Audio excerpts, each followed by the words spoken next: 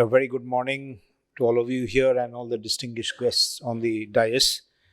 Uh, I always proud when I represent my company because, as my previous speakers were saying, that we are the company which brought electricity to India. Actually, that's the truth, and we got an award from IEEE some years back. So we are over 120 years old company, and we are proud to have electrified this city to a point that we don't have anything called blackouts or load shedding, which was there when I was very young.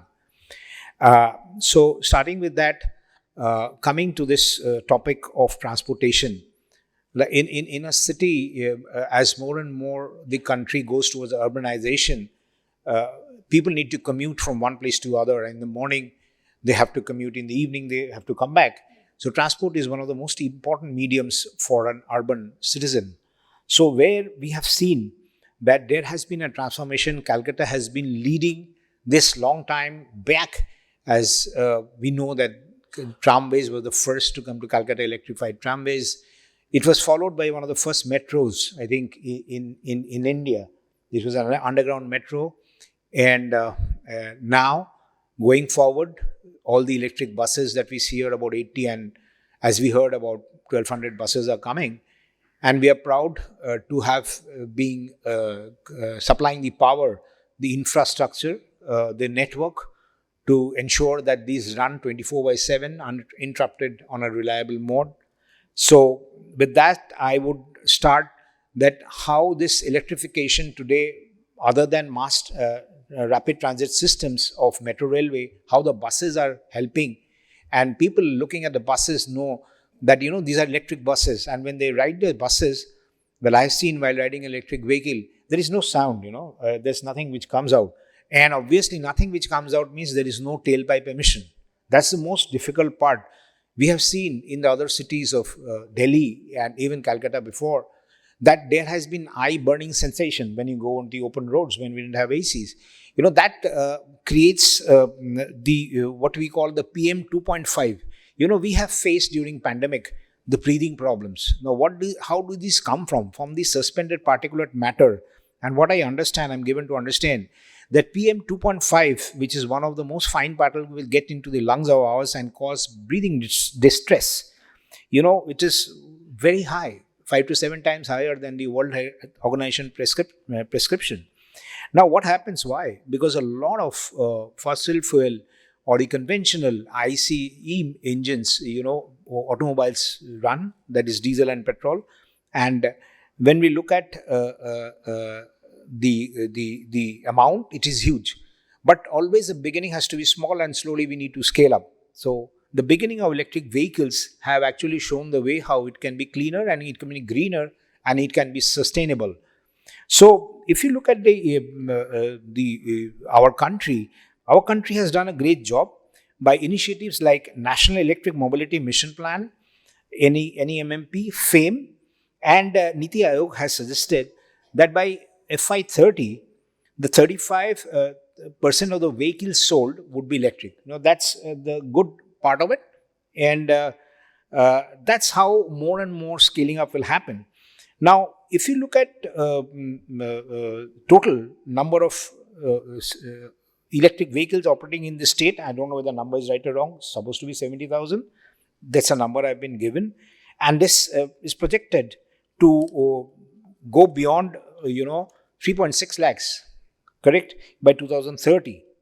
Now, the important part comes here, the EV charging infrastructure. Because if you have an electric vehicle, how do you charge it?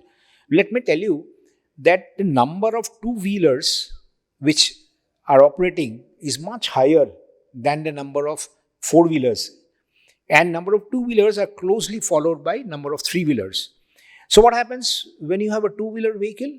You just go home, like you put your mobile on charge at the night, because whatever the charge may be, you will just top it up. Similarly, an electric vehicle is topped up, and a two-wheeler is topped up. He just plugs it on a plug and socket and it tops up. And let me tell you, the quantum of electricity which is used, how less it is. I would say, I'll read it out to you. The electric bikes, two-wheelers, it has a 2 to 3 kilowatt hour battery, and they charge within 2 to 3 hours, correct? Using an AC charger. Obviously, if you use some other, it'll be faster. And it runs about 70 kilometers. Coming to e-rickshaws, the three-wheelers, they operate a lot in the city and they drive a lot of people around here and even materials.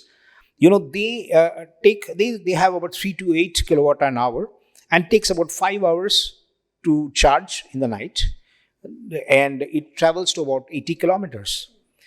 Electric car, about 14 to 21 kilowatt hour, that means that's unit of electricity, and it goes up to 50 kilowatt hour for long range ones.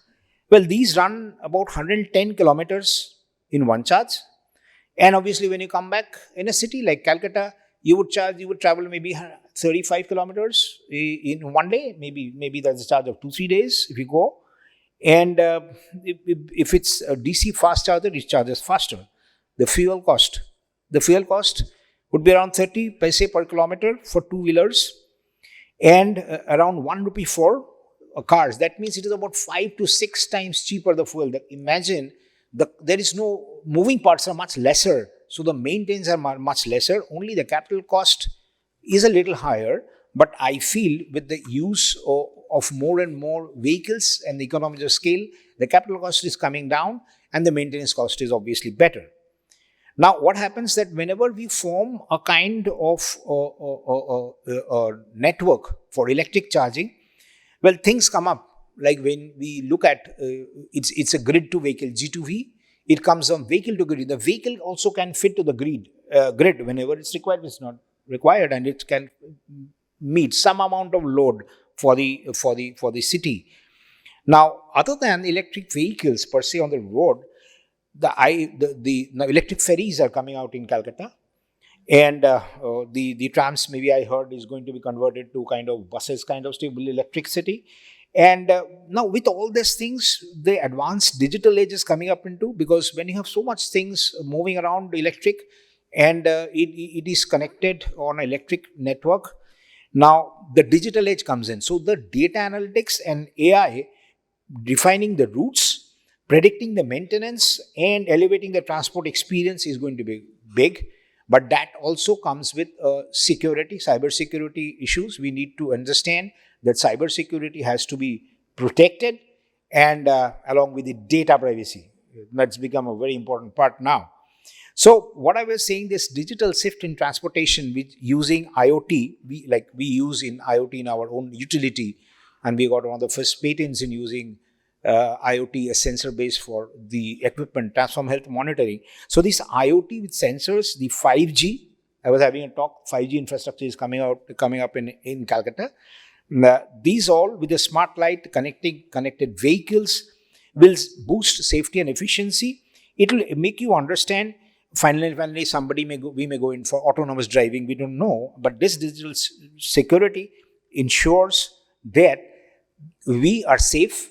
And today we can understand which vehicle is charged how much and when does it need to charge. It will show on the map, this is the nearest electric vehicle charging stations. You can travel there and charge it up. Forget the range anxiety. People will know when there's a mass traffic system, when cab aggregators are coming up, that where is electric vehicle available nearby, how can he order that on the app, etc. So by this, I think what is happening is we are actually moving towards a different transport, and which is greener and cleaner and sustainable.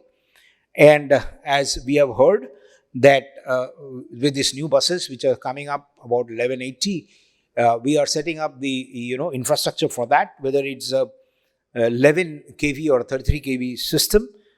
We have planned it, so we'll be very happy to provide a cleaner, greener and sustainable environment to the city of Calcutta and save our planet and people, and also keep this city alive for our future generations. Thank you very much.